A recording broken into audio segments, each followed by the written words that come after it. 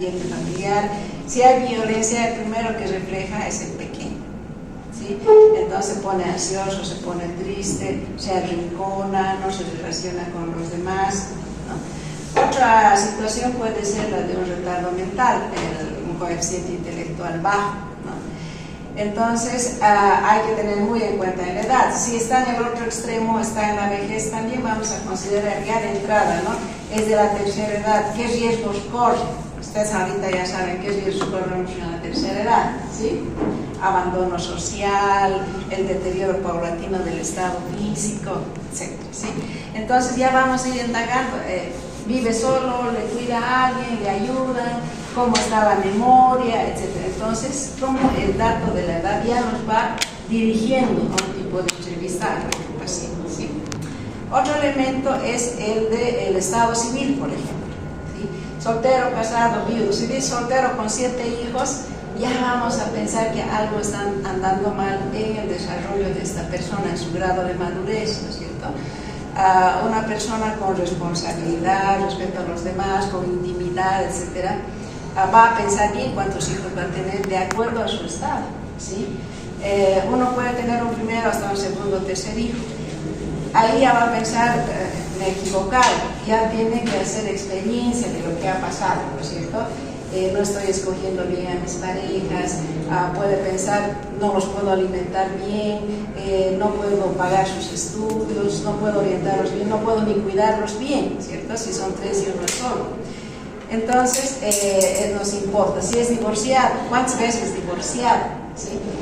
Podemos asumir que una vez uno puede divorciarse, quién sabe hasta 2 veces, ¿no? Las estrellas dicen hasta 7, pero normalmente no, ¿no? El divorcio conlleva un daño psicológico a la pareja, más daño a los hijos todavía. Entonces hay que considerar, ¿no? ¿Por qué se dan los divorcios? ¿Ha habido una desavenencia entre los dos? ¿O hay alguna situación particular en uno de ellos, etcétera, ¿sí? Entonces nos interesa mucho. Si es viudo también, si viene con un trastorno depresivo, hay que averiguar cuándo es que ha viudado, en qué circunstancias ha perdido a su pareja, etcétera, ¿no? Si esa es la causa de la depresión. Bien, escolaridad va también con la edad, ¿no es cierto? Se desempeña bien en sus estudios, en qué curso está lo que se espera de esta persona a esa edad, el curso, ¿sí? Ahí podemos preguntar también ya la inclinación que tiene el paciente, si le gusta lo objetivo, las ciencias matemáticas, o más bien es más afectivo, etcétera, ¿no? Ya vamos viendo esto también en esas alturas. La relación con sus compañeros es muy importante también. En los pequeños ya va a haber más socialización y juego, ¿sí? Compartir sus cosas. En los niños mayores, ya al llegar a la adolescencia, ya va a haber este cuestionamiento de su apariencia física, ¿cierto? Están apareciendo las características femeninas, masculinas, más dirigidas a lo sexual, por ejemplo, ¿sí? En ahí ya van a estar socializando mucho más con los compañeros de colegio. Recuerden que a veces ya nos citamos para salir a alguna parte o ya acordamos no ir a algún determinado lugar, independientemente de lo que los papás nos han normado, ¿no? Empiezan a llegar situaciones nuevas, ideas nuevas, a compararnos con nuestros compañeros, con las familias de nuestros compañeros. Qué diferente es, ¿no? Yo puedo ir a fiestas, mi papá me da permiso, a mí no me da, a mí no me larga, ¿cierto?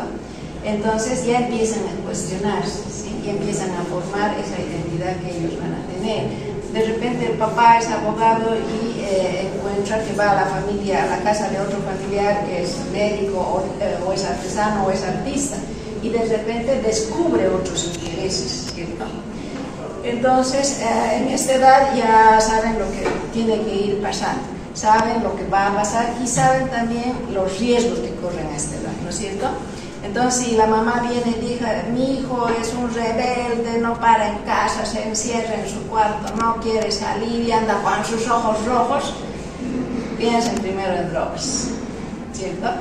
Muchas mamás dicen, hay un olor horrible. Yo le digo que hace todo eso, ¿no? Hay mucha gente que desconoce, por ejemplo, las características del olor de la hierba. En la adolescencia es uno de los principales contactos, ¿no? con entre nuestros pares, etc. Y lo que primero van fumando porque hay el pensamiento de que la marihuana no es mala para uno, ¿no? Le ayuda a crear, qué sé yo. Pero no es tan así. En un extremo, digamos, con la marihuana, si una persona tiene una disritmia cerebral, ha tenido algunas dificultades en el desarrollo, la marihuana hace pedazos ese cerebro, ¿sí? Entonces son pacientes que fácilmente se psicotizan, no controlan los impulsos, caen en la dependencia, etc.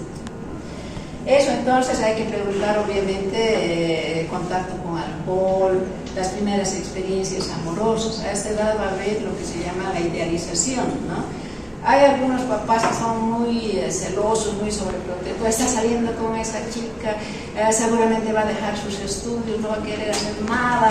Y no es tan así. Esta primera experiencia es más idealista, romántica, digamos, ¿no? Bueno, entonces todo eso tiene que ir teniendo en cuenta cuando ya empiezan a preguntar qué edad tiene su paciente, ¿cierto? Pensando en todas las etapas de la vida. Obviamente el sexo de la persona, masculino, femenino, y ahora hay otras orientaciones sexuales también, ¿no? Y cada uno tiene una característica psicológica muy propia, ¿sí? Muchas mujeres vienen y se quejan de conflictos con el esposo, y muchas veces puede ser básicamente por la diferencia psicológica que hay en mujeres y hombres, ¿no? Entonces ya van a ver en sexualidad cuál es la diferencia en nuestras psicologías. A veces hay que saber bien esto para explicar a la pareja si tienen problema en esto. Después habíamos hablado de la religiosidad, ¿sí? Como elemento que se pregunta en los datos generales. Varios de ustedes que ya han entrevistado pacientes han visto qué importante es la religiosidad de muchos de ellos, ¿no? Es como la tabla de salvación a la que se aferran cuando todo les falla, ¿no? O cuando la enfermedad es muy grave, etc. Entonces es importante saber esto, apoyarlos también. Se van a encontrar como en el otro extremo, ¿no? Que son ateos. Yo he visto en mi experiencia que es más difícil de manejar. El que tiene esperanza, como dicen los libros, tiene una mejor expectativa del futuro que viene. Pero cuando son ateos, no tienen fe en nada, realmente caen en una depresión, pero incontrolable, ¿no? Cuando les da la depresión. Bueno, entonces es importante saber esta orientación. Después, ¿qué más viene? La procedencia y la residencia, ¿sí? En los datos generales. Nos importa saber dónde ha nacido, por qué circunstancias ha cambiado de residencia, qué diferencia hay entre la residencia donde vivía antes y en la que vive actualmente. Pueden haber diferencias abismales, hasta culturales, ¿no? Puede estar viniendo de la China a vivir aquí, en Bolivia, que las diferencias son muy culturales, son muy importantes. Incluso de venir de Santa Cruz a vivir aquí es pues casi un shock, ¿no? Son personas tan extrovertidas, francas, y nosotros somos reservados, los collas, ¿no? Y nos enojamos si hablamos de más o nos hacen una broma. Entonces todo un choque cultural, cuando es muy acentuado, ¿sí? Hay que preguntar eso. Cuando dicen, bueno, ya vení de Santa Cruz, ¿cómo le ha ido aquí? ¿Se ha podido adaptar? ¿Qué diferencias ha visto? Y mayormente van a escuchar, pucha, qué diferentes son, no me puedo concentrar, desde el clima. Entonces, todas esas cosas ya nos van dando puntos de apreciación sobre nuestro paciente. Esos datos generales, ¿no es cierto? A ver qué nos está faltando.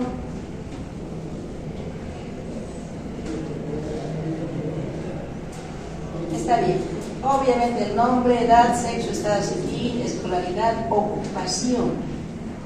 La ocupación es bien importante. Están trabajando, aún no trabajan, han dejado de trabajar. Y también esto ya coincidimos con la edad, ¿cierto? Si tiene 30 años y no puede encontrar trabajo, ¿no? Ya va a haber alteraciones depresivas, ansiosas, muchas situaciones se pueden presentar cuando no hay trabajo. Ahora hay que preguntar, ¿en el trabajo ha buscado trabajo? Ahí puede intervenir mucho la personalidad. Hay muchas gentes que son muy cancheros, decimos, ¿no es cierto? Van, charlan bien y logran rápidamente introducirse en un trabajo, aunque sea a prueba. En cambio, otros no, pueden ser muy tímidos, se quedan callados, ni siquiera entran a preguntar lo del trabajo, etc. ¿sí? O otros pueden haber tenido un trabajo y han sucedido cosas. ¿Qué cosas? ¿No? Me han acusado de hacer perder cosas, o no me llevaba bien con mis compañeros, o mis jefes eran unos abusivos y yo los he enfrentado. Ahí tiene mucho que ver también la personalidad, ¿no? Entonces, eso también hay que ir trabajando para después devolver en un apoyo psicoterapéutico, ¿no? Hacerles ver que quizás su forma de ser tiene que ver en el éxito o en el fracaso de algunas cosas, ¿sí? Entonces, todos esos datos de entrada ya nos ubican a dónde dirigirnos con nuestro paciente. Bien, obviamente si en la residencia están bien, cómo viven, etcétera, ¿no? Bien, ahora otro. La fuente de la historia ya están ustedes bastante interiorizados de que es importante, si son confiables o no, en cualquier historia, sea mental, sea la general, etcétera. Es bien importante. Hay que ver si los datos se mantienen siempre en su relato, o se contradicen, o mienten, o el familiar le contradice, no es como él dice, etcétera, ¿no? Entonces hay que dar un grado de confiabilidad al paciente. O si está alucinando, está psicótico, obviamente no es nada confiable. Y en lo posible hay que poner qué grado de confiabilidad tiene, o por lo menos si es o no es.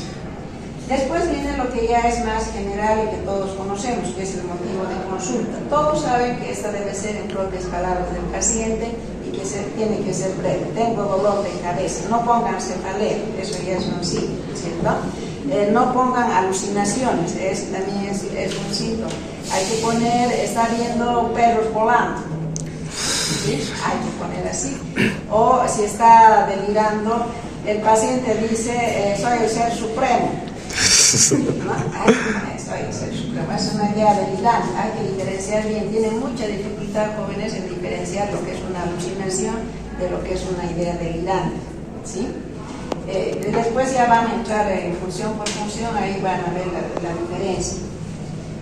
Bien, entonces obviamente ustedes como médicos en atención primaria, cuando egresen o cuando entren a la residencia también, o cuando ya estén internados, van a abocarse a la enfermedad actual, al síntoma orgánico, ¿cierto?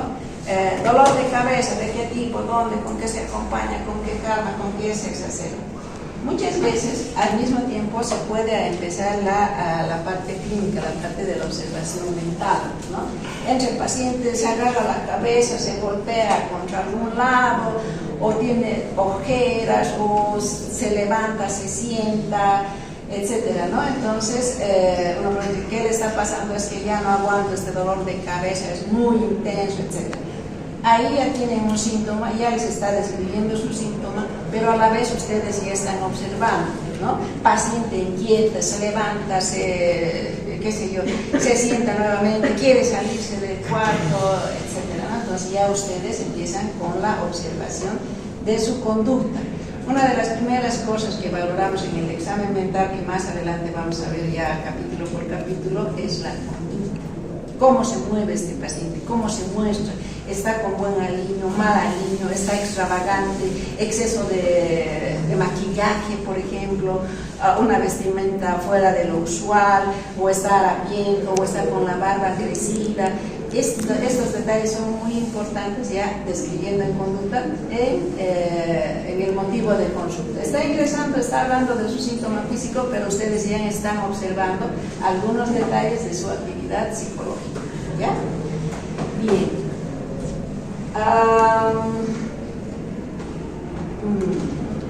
Hay que ver también aspectos circunstanciales al síntoma que él está mencionando, ¿no?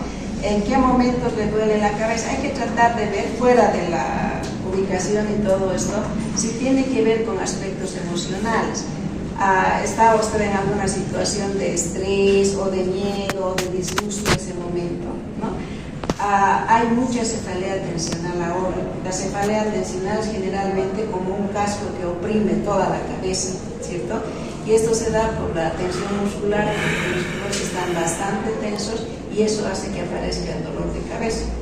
Entonces hay que preguntar las características bien y tomar en cuenta si no es una cefalea tensional, ¿ya? Las otras cefaleas generalmente son lateralizadas, son discontinuas, no tienen nada que ver con un aspecto emocional, etc. Pero siempre tenga mucho ojo con este síntoma que suele ser afín en orgánicos y psicológicos. A ver, después hay más. Aspectos circunstanciales, emocionales y expectativas del paciente. Pregunten cómo se siente ante la enfermedad, qué espera. Se van a encontrar ustedes con pacientes. Ya he visto a media docena de médicos y nadie da con mi diagnóstico, ¿no? Algunos, si yo a este paso, si alguien más no diagnostica y no mejora, me voy a matar, dicen, porque la cefalea es un síntoma muy terrible cuando es muy intenso, ¿sí? Entonces hay que ver cómo está el paciente en ese aspecto, qué espera de uno. A veces uno dice, debo tener un tumor, ¿no? Usted me tiene que sacar una tomografía. Hay personas que vienen así, vienen de afuera y me ha dicho tal otro doctor que me tiene que sacar tomografía, entonces usted me tiene que dar la indicación. O a mi vecino se le ha mejorado con estas tabletas, tiene que recetarme porque no me venden así nomás, ¿no es cierto? Entonces hay que ver la expectativa también del paciente con nosotros y explicar con calma, bueno, pues que primero vienen los estudios, ¿no? Ya, lo que les decía que hay que citar textualmente, ¿no? Eso es bien importante, sobre todo en el examen mental. Bien, entonces pasamos después del motivo de consulta a la enfermedad actual. Aquí ya vamos a ver todas las características de los síntomas, inicio, evolución, relación con otros problemas, tratamientos previos. Casi siempre tienen dificultades en por dónde colocar lo que son los tratamientos previos, las hospitalizaciones, por ejemplo. Aquí en mi enfermedad actual es donde se ponen primero todos los datos de ese momento. Y abajito ponen paciente con hospitalizaciones hace 2 o 3 semanas en esta institución con esta medicación, ¿no? O tiene ya varias recaídas con este mismo cuadro, tratados anteriormente en clínica, en posta, médico particular, etc., ¿no? Esto, entonces, ahí ya tienen una información de la enfermedad general. Bien. Entonces, otro elemento que también es muy importante es el de los antecedentes personales. Si hemos hecho enfermedad actual, entramos en los antecedentes personales. Aquí yo les digo, les indico a los alumnos que hay 2 aspectos a considerar esto. Lo que tienen en la historia clínica general, ¿no es cierto? Patológicos, no patológicos, en los no patológicos vacunas, situación habitacional, hábitos y costumbres, todo aquí igual se hace, ¿cierto? Pero aquí ya vamos a entrar en no patológicos, tratar de pesquisar y obtener toda la información posible del ciclo vital. Esos son los antecedentes personales, ¿no es cierto? En qué situación ha nacido, si es muy joven se puede averiguar si era un embarazo deseado o no deseado, recuerdan sus experiencias de la niñez, de la adolescencia, ¿no? De la juventud también. Hasta en la edad madura recuerdan, están muy conscientes de sus vivencias. Los mayores ya no tanto, ¿no? Hablarán más de su edad madura, cómo les ha ido en el trabajo, en el desarrollo, etc. Entonces todo eso hay que ir preguntando. Ya les había anticipado que todo eso para nosotros es importante saber porque nos va a dar datos y nos va a formar una idea de su personalidad, de sus mecanismos de defensa y si tiene ya algún síntoma clínico de una enfermedad mental o de una alteración mental. Generalmente ustedes van a ver depresión y ansiedad, trastornos alimentarios que van a ver en una parte en que llevamos la clínica de algunas enfermedades más corrientes, digamos, ¿no? En la práctica de bien, entonces pasamos a enfermedad actual, que es antecedentes patológicos, no patológicos, el ciclo local, con todo el desarrollo, y nos pasamos a lo que son antecedentes familiares. Aquí vamos a tener aspectos generales, lo que siempre preguntamos en toda historia clínica, ¿no? Con quiénes vive, de qué han fallecido sus papás, si es que han fallecido o qué enfermedad tiene, etc. Nosotros, en la parte de medicina psicológica, vamos a hacer hincapié en la dinámica familiar. Eso quiere decir quiénes conforman la familia, quiénes viven en el núcleo de la familia. La familia nuclear es la que está conformada por los esposos y los hijos, ¿no? Y la familia extensa ya son tíos, abuelos. Ahora ya no se ve mucho, pero antes se vivía casi en clanes, ¿no? En una familia estaban viviendo los tíos, los abuelos, etc., ¿no? Uno o dos matrimonios, etc. Antes eso era valioso porque se prestaba mucha ayuda, mucho apoyo, ¿no? La casa nunca estaba sola, los más pequeños nunca estaban solos, siempre había un adulto mayor allá. En cambio ahora las familias nucleares de pocos elementos se quedan encerrados, se quedan con la tele, les dejan con algunos de estos juegos celulares, etc. Entonces son niños muy solitarios también, ¿no? Y eso va a ir traduciéndose en áreas de comunicación, etc. Entonces hay que determinar bien. Para el apoyo social también nos interesa saber los componentes de la familia, quiénes son más cercanos, más allegados, ¿no? Entonces, mis hermanos me van a ayudar y realmente hay que comprar alguna cosa extra y se acuotan, ¿no? Ayudan, acompañan, llevan, traen, etc. Entonces se las arreglan. En cambio hay otras personas que están solitas. Los ancianos, por ejemplo, a veces vienen en pareja, los dos solitos o uno solo, ¿no? Y ha ocurrido que les ocurre accidentes, algún percance, ¿no? Por ser de la tercera edad, ¿sí? Ya. Bien, entonces eso nos interesa. Hay también problemas, conflictos conyugales. Van a ver que dice vienen dos personas a visitar y dicen las dos son las esposas, ¿no? Que nuevamente uno es la primera esposa, otro es la segunda esposa, y cada uno lo pone mal al paciente con sus reclamos, con sus celos, con sus demandas, etc., ¿no? Hay que hablar con el paciente para ver que él nos indique, ¿no? Con quién se lleva bien, a quién autoriza visitarlo. Se puede confrontar también, ¿no? Han venido dos señores, ¿cómo es ese asunto? Bueno, él aclarará y dirá cuál es la que está con la que está en buena relación, pues, ¿no? Y habrá que prevalecer, ayudar a que eso se mantenga, porque ese es un buen apoyo para él.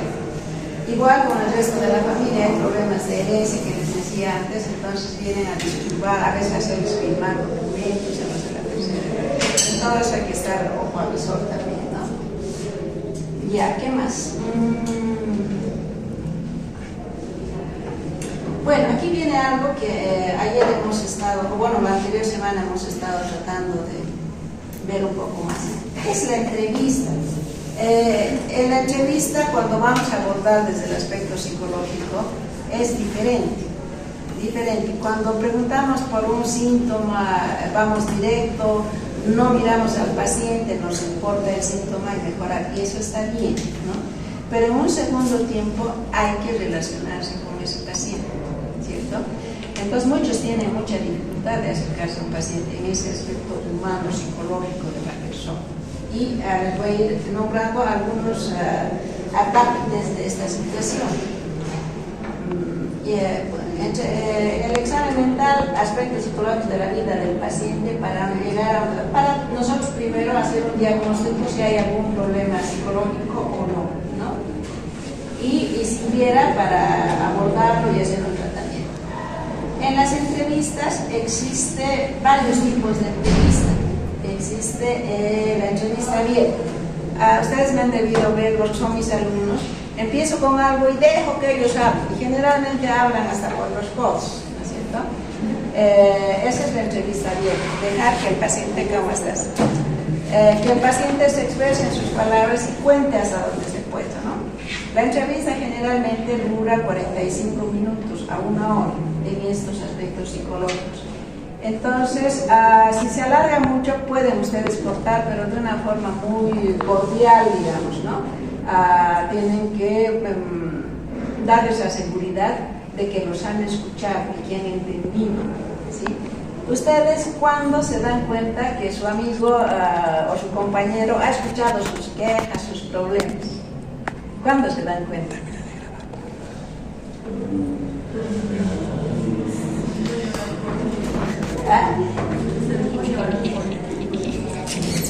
Por la respuesta que pues nada, o sea, está comprendiendo que tienes un problema, ¿cierto? Y le dice, escucha, qué pena, lo voy a rezar, voy a hacer por ti. Bien, ahí está escuchando, sabe del problema y encima le apoya.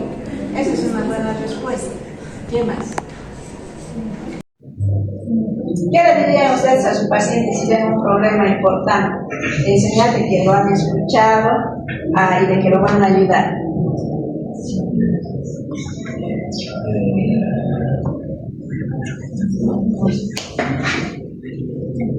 ¿O qué dirían si no le han entendido, por ejemplo? Eso es una orden, ¿no? Eso le dicen a sus amigos. Pero hay que ser honestos. Amigos, ser honestos. ¿Sí? No, yo creo que eso es más bien parte de nuestro ser profesional, ¿no? Ser puntuales, precisos, etc. Pero fíjense que ese modo de comunicarnos nos puede ayudar en un problema médico, cierto, ¿sí? Pero no en una relación médico-paciente donde están involucrados aspectos psicológicos, ¿no? Si usted le dice, repita a ver eso, doctor no me ha escuchado absolutamente nada, ¿para qué le voy a contar mis problemas? No le interesa, ¿no es cierto? Entonces, ustedes pueden decir, no he comprendido bien lo que me ha explicado, puede indicarme de nuevo.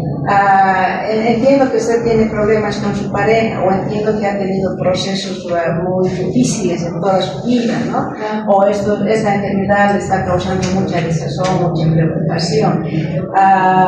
Me gustaría que me explique un poco más qué está sintiendo respecto a esta enfermedad, ¿no? O qué consecuencias está trayendo. Muchas personas no se preocupan en sí por su salud, ¿no? Si usted tiene cáncer, afrontar el cáncer, pero y mi familia y mis hijos, tengo hijos chiquitos, ¿no? Entonces, en la medida en que uno es afable con ellos, no digo que sea amigable, muchos de nosotros nos vamos a regir también por nuestra forma de ser y obviamente por la profesión, ¿no? Y entre nosotros, entre los profesionales, siempre más bien como que no es bien visto el ser afectivo, el ser amistoso, el sonreír, darle aliento a una persona, ¿no? Pero en muchas ocasiones vale más que un medicamento el ser escuchado por el profesional, ¿no? Entonces ustedes pueden escuchar atentamente, de repente mirar o hacer asentimientos, ¿no? No he entendido esto, aclárame un poquito más, ¿no? Entonces así uno estimula que el paciente pueda hablar más. Pero basta con que él vea que la atención de ustedes está centrada genuinamente en él, para que esta persona vaya hablando de cosas muy, muy íntimas, muy difíciles, ¿sí? Y nos importa porque eso nos ayuda a curar a nuestros enfermos. Ya hemos hablado de que el ser humano es un solo, ¿sí? Bien, entonces, ese es uno de los elementos de la entrevista. Puede ser abierto. En principio no van a tener paciencia, ¿no? Ustedes buscan datos sólidos, directos, etc. No van a conseguir. Pero en la segunda, tercera entrevista, cuando ya ha pasado el peligro, por ejemplo, de los síntomas físicos más importantes, sí traten de hacer una relación con ese paciente, ya desde el punto de vista analista, ¿no es cierto? ¿Qué otros problemas tienen? No está preocupado. No vienen a visitarlo, ¿no? O viene mucha gente y se van rápido, ¿cómo se siente? Entonces, si uno es observador, va a poder agarrar cualquiera de esos elementos que uno note que esté un poco fuera de lugar y se lo puede plantear al paciente. Y a pesar de eso, muchas veces van a llegar a verdaderos problemas graves. ¿Sí? Bien, entonces, en contrapuesto, esta está la entrevista cerrada. Hay que tratar de no interrumpirlo hasta tener una buena idea de lo que está pasando. Y eso toma unos 15 minutos, 20 minutos, etc., ¿no? Lo que más tienen que practicar es la paciencia. Ustedes siempre son directos, somos directos, ¿cierto? Pero hay que practicar esta otra parte de la entrevista. Bien, hay que sabernos adaptar y participar de acuerdo a la situación. Si tienen un problema, muchas veces suele suceder que el paciente se siente maltratado por el personal médico, ¿no? Las enfermeras que los tratan mal, que les imponen cosas, incluso robos, etc., ¿no? Entonces hay que procurar interiorizarse, hablar con la enfermera, por qué se desata esa situación entre el paciente y ella. Otros puede ser con nosotros, ¿no? Puede ser, usted doctor ni lo conocía, usted es un doctor, si son sarcásticos, ¿no es cierto? Entonces ahí hay que escucharles y estimular que ellos hablen. Y si involucra a una tercera persona, hay que escuchar a la tercera persona, ¿no? usted lo conoce, así siempre es de conflictivo. Recuerde que aquí están en juego las personalidades, ¿no? De los pacientes y de nosotros y de todo el entorno de salud, ¿sí? Hay que conocerlos bien. Si usted conoce bien una enfermera que es una cascarrabias, entonces ya va a pensar que el paciente sí tiene cierta razón, ¿cierto? Y va a tratar de interesarse en la situación y aclarar esa situación a ellos, ¿sí? Bien. Adaptar la participación. Esto es. Un elemento que he visto mucho y muchos me dicen también los médicos, es el de que no toleran el llanto de la persona, del paciente, ¿no? Inmediatamente dicen, cálmese, ¿no? Se echa las lágrimas antes de hacer mi examen. En psicología, el llorar, el desahogarse es una medicina, ¿no? Se llama catarsis en términos apropiados. En la psicoterapia eso es lo que muchas veces se produce propositivamente, ¿cierto?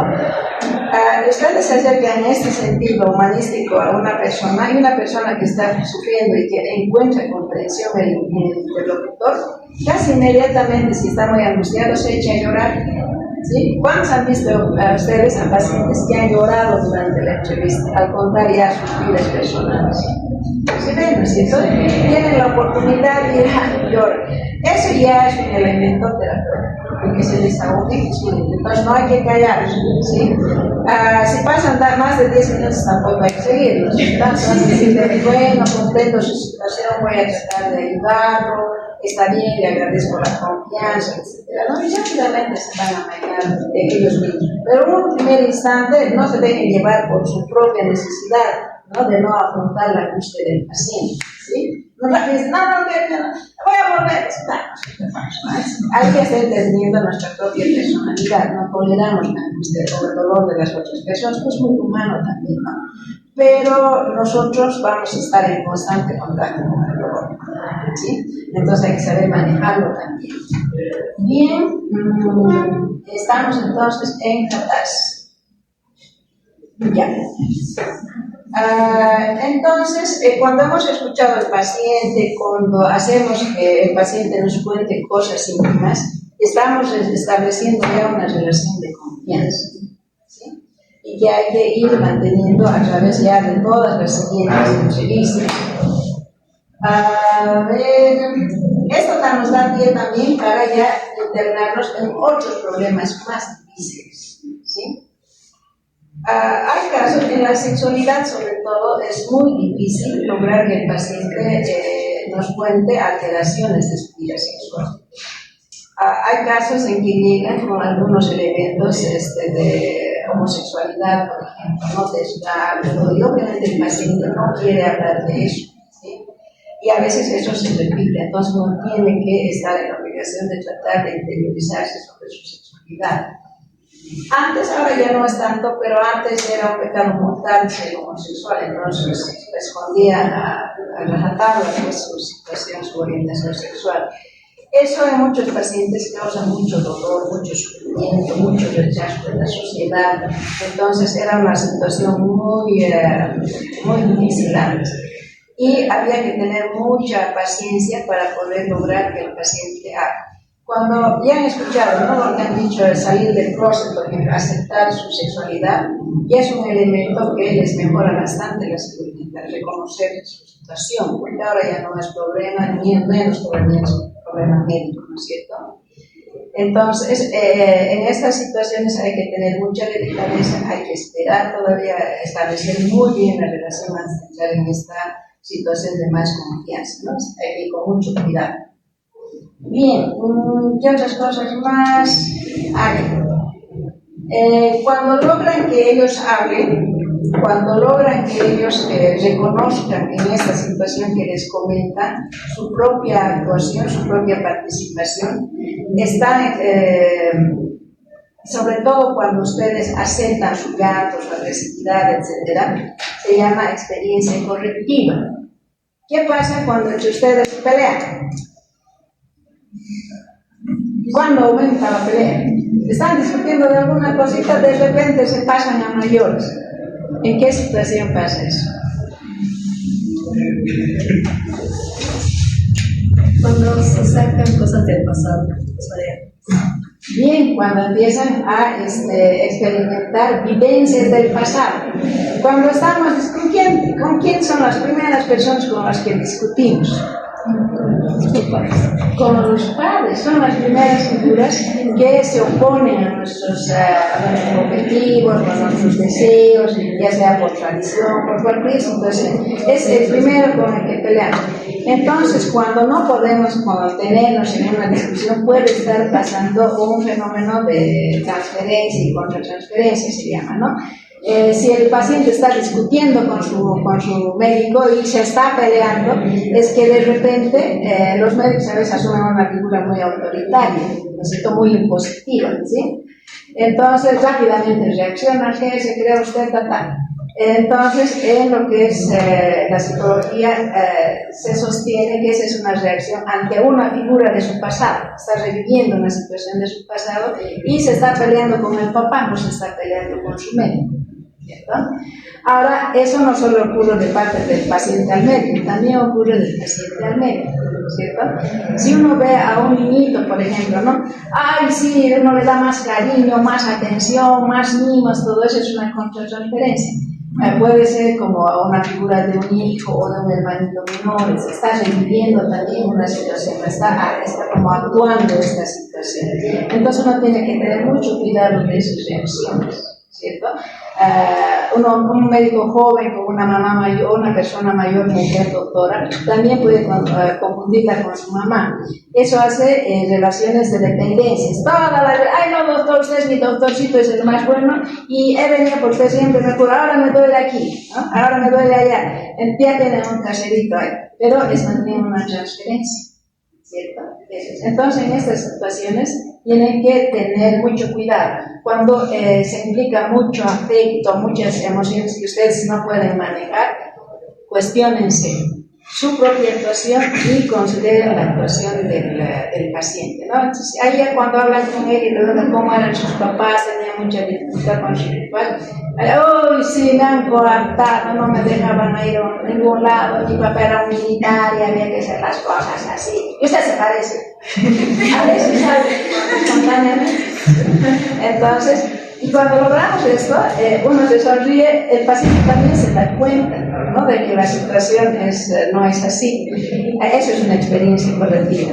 Disculpe, doctor, lo estoy tratando como mi papá.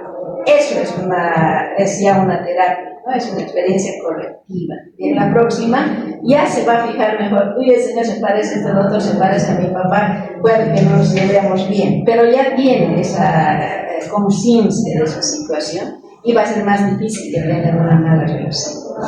Pero hay que fijarse tanto en las reacciones de ellos como en nuestras propias reacciones.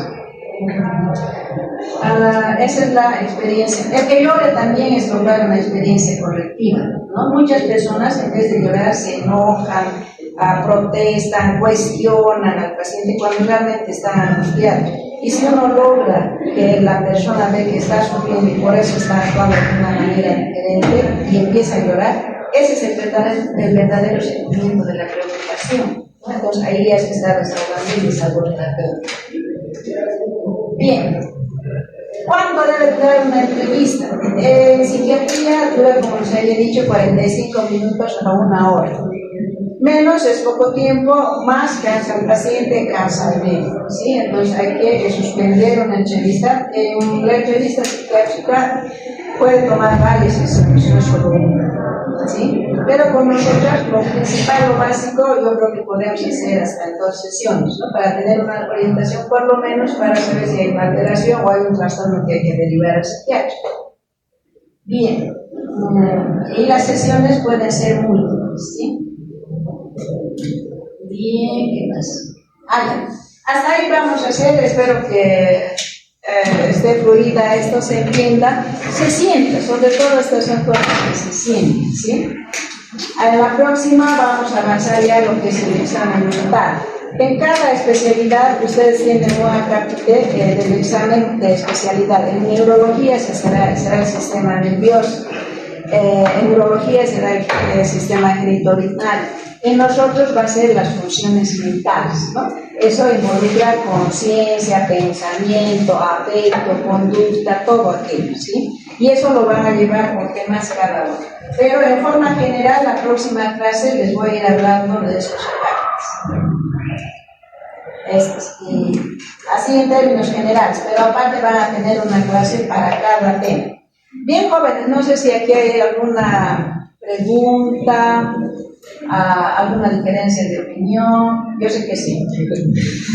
Sí, pero están jóvenes todavía para tener más elementos de criterio, para cómo van a ser médicos más adelante y cómo van a abordar a sus pacientes, no solo desde el examen físico, ¿no? Sino también desde el psicológico.